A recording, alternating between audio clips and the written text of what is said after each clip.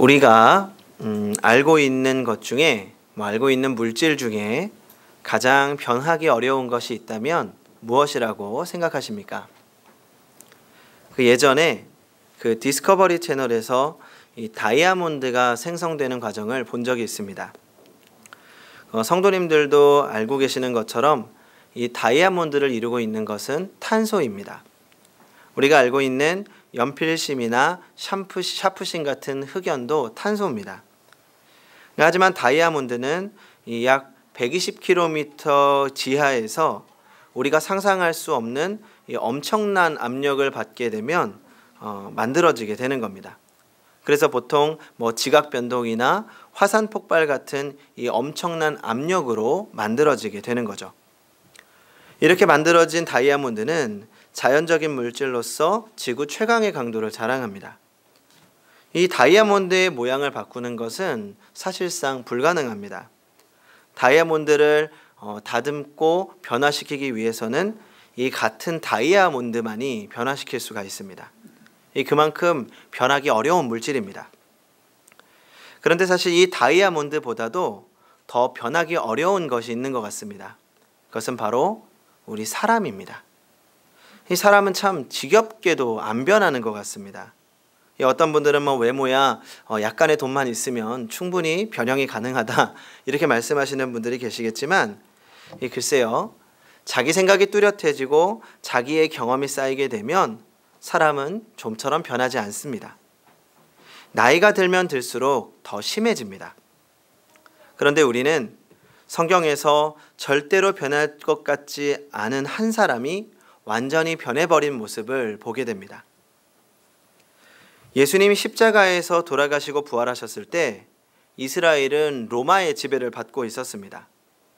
이 당시 로마에는 7명의 율법 박사가 있었는데 그 중에 가장 첫 번째가 바로 가말리엘이라고 하는 학자였습니다.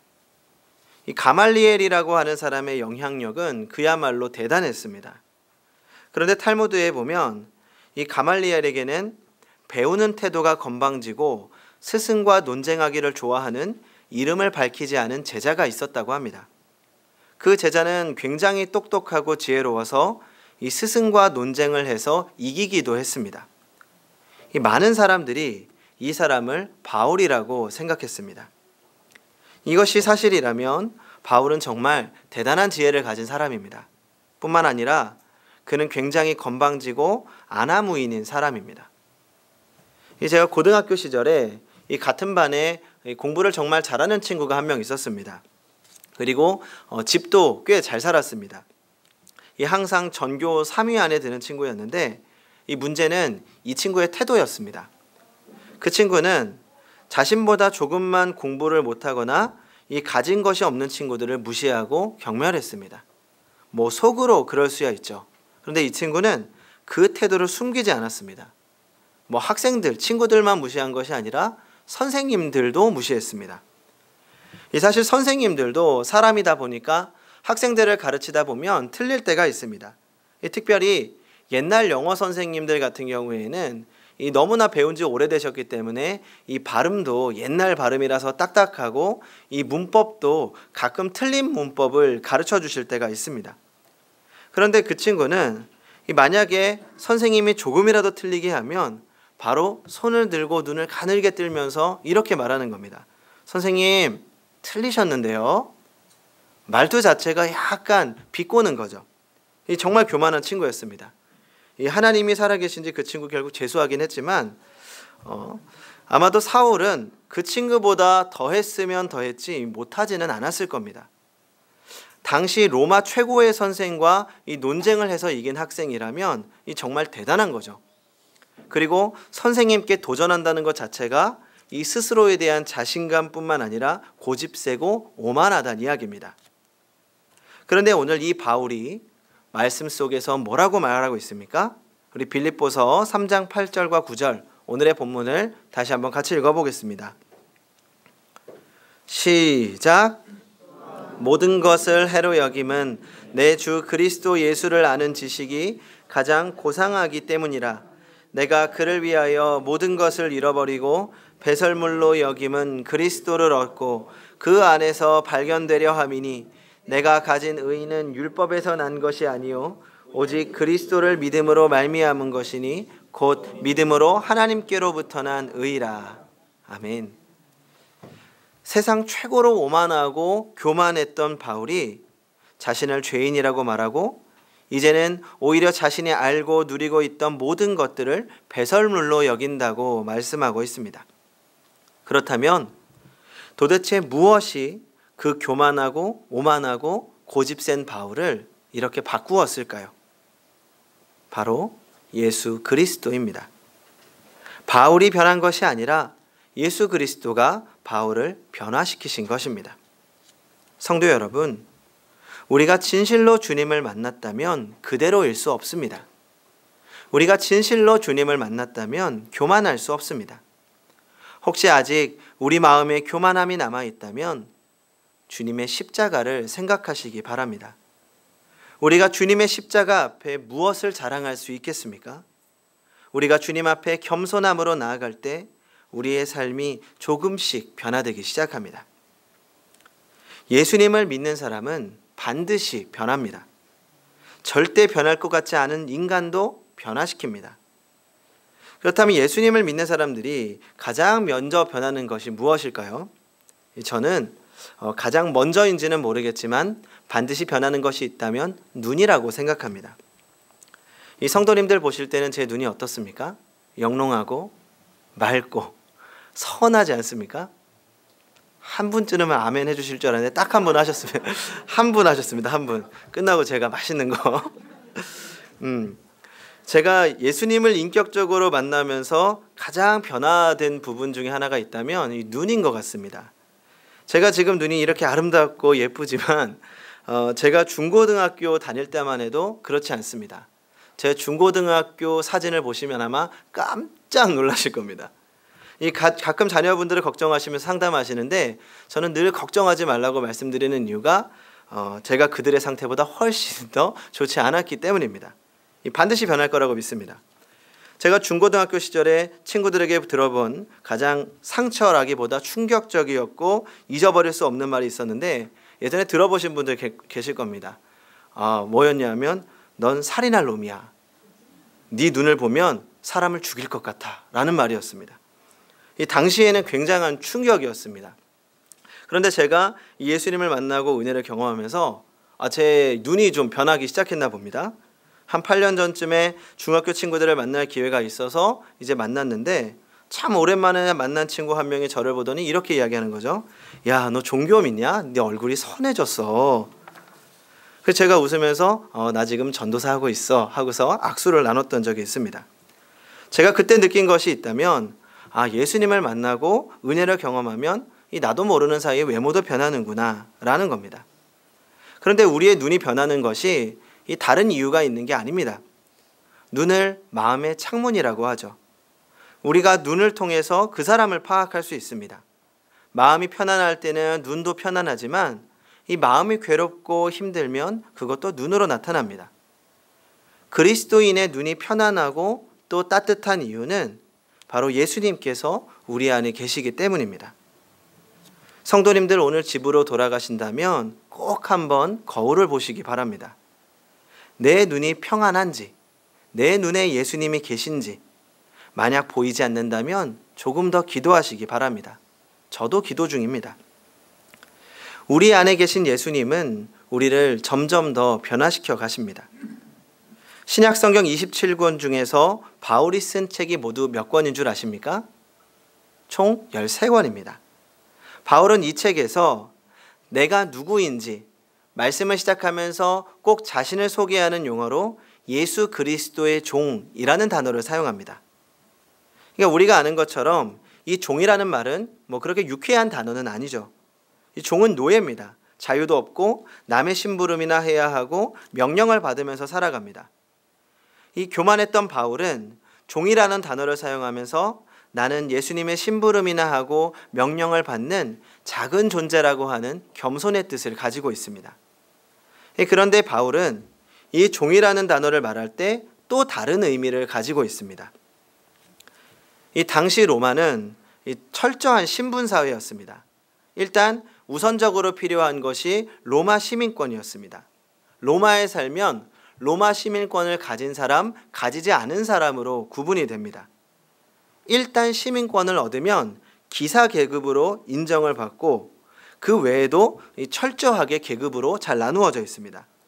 근데 문제는 이 로마 시민 이외의 사람들 그리고 그들의 종이었습니다. 참 재미있는 건 종들한테도 계급이 있었습니다. 근데 이 종들의 계급을 나누는 것이 무엇인 줄 아십니까? 바로 그 종들의 계급입니다. 자신의 주인의 계급이 높을수록 종의 계급과 힘도 달라지는 겁니다. 바울이 자신을 나는 그리스도의 종이다라고 이야기할 땐 이렇게 말하는 겁니다. 나는 위대하신 만왕의 왕 예수 그리스도의 종이다. 하나님 앞에서 겸손하고 사람들 앞에서 당당하게 그 믿음을 고백하고 있는 것입니다. 성도 여러분, 우리는 그리스도의 종입니다. 우리는 이 세상에서 그리스도의 종으로 살아가야 합니다. 첫 번째로 세상 앞에서 당당해지시기 바랍니다. 우리가 주님만으로 만족하고 또 즐거워서 살아가는 사람들이지만 때로는 우리들도 모르게 다른 사람들의 시선을 의식하고 비교하게 되는 것 같습니다. 사실 교회 안에 있는 사람들끼리만 있을 때는 그렇게 문제되지 않습니다. 그러다 종종 세상의 기준으로 바라보는 사람들 사이에 있어서 우리도 모르게 위축되고 부끄럽기도 합니다. 이것은 돈이 많거나 적음의 문제가 아닙니다. 돈이 많은 사람도 더 많은 사람들 앞에선 왠지 작아지는 기분을 느끼게 됩니다. 이 잘못된 비교의식이 문득 우리를 괴롭히는 거죠. 이 강남에선 중고등학생이 두 부류로 나뉘어진다고 합니다. 롯데캐슬 고급 아파트에 사는 친구들과 그렇지 않은 친구들. 그러니까 고급 아파트에 사는 친구들이 아니면 같이 놀지 말라고 한다는 겁니다. 이 수준이 떨어지니 좋지 못한 걸 배우게 된다는 이야기죠. 아마 이 이야기는 사회 신문을 통해서도 많이 들어오셨을 겁니다. 그런데 이건 저기 먼 강남의 이야기뿐만이 아닙니다. 우리 응암동의 이야기이기도 합니다. 이 저기 백년산 힐스테이트에서도 임대 아파트와 아닌 아파트의 아이들을 구분한다고 합니다. 제가 걱정하는 것 중에 하나는 우리 교회 앞에서 재건축이 이루어지고 또 그런 일들이 일어날까 걱정이 되기도 합니다. 이 세상의 기준은 돈과 권력입니다. 우리도 모르는 사이에 없으면 기죽습니다. 저도 종종 그런 경험을 합니다. 오랜만에 친구들을 만나기 위해서 이 강남을 지나가다가 보면 이 좋은 차들을 보게 되는 거죠. 한 번은 이 람보르기니 아시는 분은 아실 겁니다. 이 고급 외제차가 한 대가 아니라 한 5대 정도가 무슨 놀러 나왔는지 제 옆을 양옆을 가로막고 있는 겁니다. 엄청 깜짝 놀랐죠. 제가 잘못해서 실수해서 긁기라도 하면 큰일 나는 겁니다. 저도 모르게 양옆에 그런 비싼 차가 있으니까 위축되고 핸들을 잡는 제 손에 힘이 들어가는 겁니다. 아마 우리가 주님으로 만족하고 행복하지만 때때로 세상의 기준에 주눅들고 자신이 초라해 보일 때가 있습니다. 하지만 그럴 때 우리 주님을 다시 생각하시기 바랍니다. 우리를 구원하시고 이 세상의 주인이신 예수 그리스도가 우리의 주인이십니다. 언제 어디서나 예수 그리스도로 당당하게 살아가시기 바랍니다. 그리고 두 번째로 하나님 앞에 겸손함으로 순종하시기 바랍니다. 다른 세상 앞에서는 우리가 주님의 종으로 당당하지만 우리가 주님의 종으로서 그 맡은 바 충분히 역할을 감당해야 한다는 것을 결코 잊어서는 안 됩니다. 일명 주객 전도라고 하죠. 혹시 그런 경험 해보셨습니까? 상대에게 잘해주고 또 잘해주다 보니까 이 어느 순간부터 전혀 감사하지 않고 뭔가 거꾸로 된 느낌. 아마 성도님들께서는 자녀들에게 느끼실 거고 또 사랑하는 연인들 가운데 먼저 더 많이 사랑하고 오래 사랑한 사람들이 또 겪는 느낌이기도 합니다. 너무 사랑하고 사랑해서 잘해주지만 어느 순간부터 감사할 줄 모르고 당당하게 요구만 하는 겁니다. 저도 요즘 아주 조금 경험하는 것 같습니다. 이 윤희가 잠을 잘 때 목이 말라서 이제 물을 달라고 합니다. 아직 아이라서 이 목이 마르면 꼭 자다가도 물을 마셔야 다시 잘 수 있습니다. 이제 물 하면 얼른 떠다가 주었죠. 그래서 이제 항상 이제 물을 떠서 자기 전에 머리맡에 두게 됩니다. 그 예전이야 걷는 것도 어려웠으니까 잠에서 물 하는 순간 바로 달려가서 물을 가져옵니다. 그래도 이제는 이 어느 정도 말하는 것도 알아듣고 물 정도는 옆에서 집어서 본인이 마실 수가 있습니다. 그런데 이 녀석이 잠에서 깨면 물 달라고 하는 겁니다. 그럼 이제 말하는 거죠. 유나 옆에 있어, 앞에 있어, 네가 마셔. 그런데 절대 꿈쩍도 하지 않습니다. 일어나서 앉아서 눈도 안 뜨고 물 옆에 있어 마셔 그러면 물 계속 물만 말하는 겁니다. 한 걸음만 움직이면 되는데 엄마 아빠가 가져다 줄 때까지 꿈쩍도 하지 않습니다. 이게 가져다 주다 보니까 너무 당연한 겁니다. 뭐 어린아이 가지고 그렇게 심하게 하는데 다 컸습니다. 이제 우리는 부모님이 주시는 사랑을 당연하게 생각해서는 안 됩니다. 하나님의 사랑도 마찬가지입니다. 주님께서 우리를 위해 십자가를 지셨고 언제나 사랑해 주시고 또 사랑해 주시고 큰 은혜를 주시지만 그것을 당연하게 생각하고 우리가 예수님의 주인 행세를 해서는 안 된다는 겁니다. 우리가 간절히 원하는 것을 기도하면서도 또 주님이 빨리 응답하지 않는다고 원망하기도 합니다. 우리가 원하는 것과는 다른 것을 주신다고 불평하기도 합니다. 하지만 그 모든 것은 주님께서 우리를 사랑하시기 때문에 조건 없이 주는 것이지 우리가 당연히 받아야 할 우리의 권리는 아니라는 것입니다. 성도 여러분, 우리는 우리에게 베푸신 주님의 은혜에 감사하면서도 언제나 우리의 주인이신 그리스도의 말씀에 순종할 수 있는 겸손함을 가져야 합니다. 어쩌면 우리가 하루아침에 이 모든 것으로부터 자유로워질 수는 없습니다. 하루아침에 우리의 삶의 주인이 주님인 것처럼 살 수는 없습니다. 이 바울도 처음부터 이 모든 것이 완벽했던 건 아닙니다. 이 바울이 예수님을 만나고 예수님을 증거했지만 당연히 사람들은 그 바울을 쉽게 믿을 수 없었습니다. 그만큼 바울이 악랄했습니다. 그런 때 이제 바울을 소개시켜주고 교회 사람들과 화해시켜준 게 이 바나바입니다. 이 바울은 바나바와 함께한 첫 번째 전도 여행을 끝나고 이제 두 번째로 전도 여행을 떠나게 됐습니다. 이 바나바는 바울의 입장에서 이 평생의 은인인 거죠. 그런데 바울이 이 바나바와 크게 다투고 갈라지게 됩니다. 바로 마가라는 사람 때문입니다. 우리가 최근에 보고 있던 마가복음의 저자이죠. 이 마가는 첫 번째 전도 여행 중에 중간에 포기하고 돌아갔습니다. 바울은 그런 철없는 마가를 다시 데리고 갈 수 없다는 것이었고 바나바는 마가를 감쌌습니다. 이 사실 바울이나 바나바의 생각 둘 다 옳은 것입니다. 교회에서도 어떤 실수를 분명하게 가르쳐야 될 때도 있지만 또 사랑으로 감싸야 할 때도 있습니다. 그런데 여기에는 아직 완전히 변하지 못한 바울의 성정도 크게 한몫했습니다. 바울이 예수님을 만나고 이제 완전히 거듭난 새 사람이 되었지만 여전히 그의 성격이나 자신의 경험을 의존하는 것, 교만함이 한순간에 사라진 것은 아닙니다. 바울도 그런데 우리는 어떻겠습니까? 제가 가끔 청년 청소년들에게 이 상처받는 게 있습니다. 이 친구들이 수련회만 되면 눈물을 흘리면서 열심히 기도하고 그런 걸 보면 이제 전도사님들 이런 분들은 기대하는 거죠. 이 친구들이 앞으로 얼마나 멋지게 변화될까? 그런데 전도사님들이 경험하는 것 중에 가장 아이들의 출석률이 저조한 게 언제인 줄 아십니까?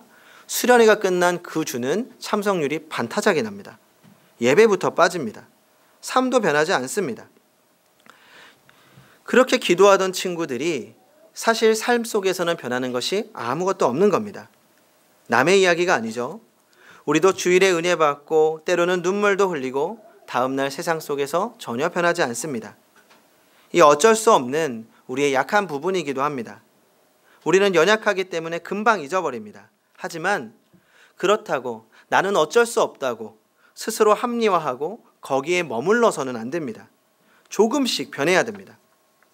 바울은 시간이 지나면서 변하기 시작합니다.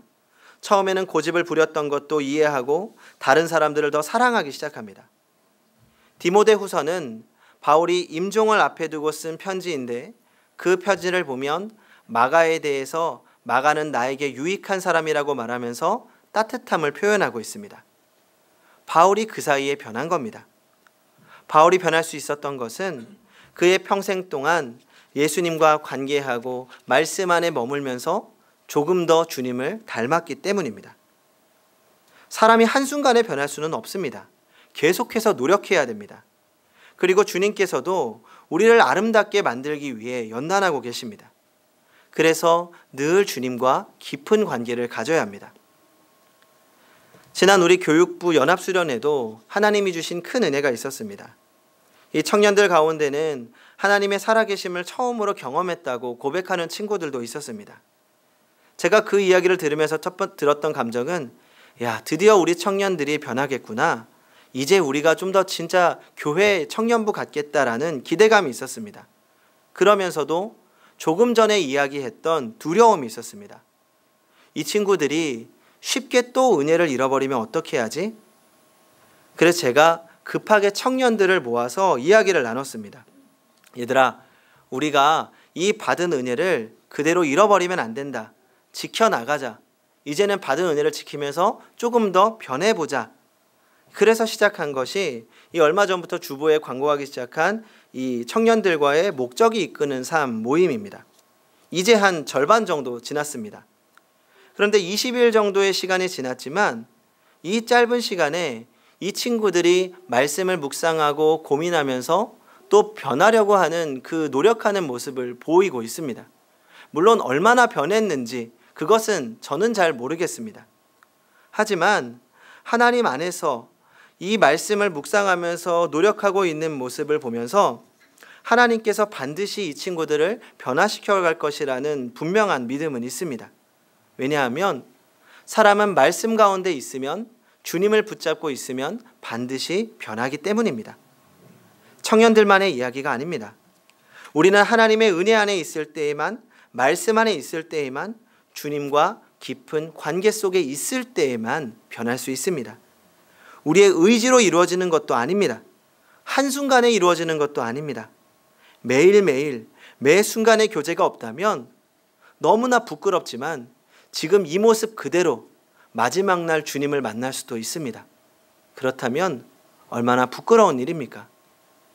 우리가 주님을 만날 때는 오늘 지금의 모습보다 조금 더 주님의 그 한 뼘이라도 조금은 더 닮을 수 있도록 변해야 하는 것입니다. 제가 오늘 말씀을 시작하면서 다이아몬드를 연단할 때는 같은 다이아몬드가 필요하다고 말씀드렸습니다. 그런데 한 가지 방법이 더 있습니다. 그것은 바로 물입니다. 물을 압축하고 또 압축해서 이 고밀도로 분사하게 되면 그것으로도 다이아몬드의 모양을 아름답게 만들 수 있다고 합니다. 성도 여러분, 하나님께서는 지금도 우리 한 사람을 변화시키기 위하여서 여기 한 사람 한 사람에게 은혜를 집중하고 계십니다. 우리가 해야 하는 것은 그 은혜에 우리의 몸과 마음을 맡기는 것입니다. 처음에는 그 은혜가 감당할 수 없어서 내 몸이, 내 마음이 다듬어지는 것이 아플 수 있습니다. 무서울 수 있습니다. 하지만 그 짧은 연단의 고통 이후에 우리는 더욱더 아름답게 변할 것입니다. 그리고 그 모습은 점점 더 우리가 사랑하는 주님을 닮아가게 될 것입니다. 그것을 성화라고 합니다. 거룩하게 변하는 것. 우리가 성화되어지는 것은 한순간에 이루어지는 것이 아닙니다. 오늘 더 주님과 가까이, 그리고 내일 더 주님과 가까워져야 합니다. 이제 오늘보다 내일 더 주님을 닮기를 기도하시기 바랍니다. 우리의 삶이 끝나는 날까지 주님을 닮아가는 그리스도의 종으로 살아가시기 바랍니다. 기도하겠습니다. 우리를 만나주시고 변화시키시는 하나님, 우리의 삶이 주님 안에 있을 때 조금씩 변화되는 줄 믿습니다. 아직은 비록 연약하고 부족한 성정으로 다른 이들에게 상처 주고 부족하기도 하지만 주님의 은혜 안에서 조금씩 변화시켜 주시옵소서. 늘 주님을 가까이 하여 오늘 더 주님과 가까워지기를 원합니다. 그리하여 마지막 날 우리의 모습이 주님의 한 자락이라도 닮게 하여 주시옵소서. 사랑하는 예수님의 이름으로 기도합니다. 아멘.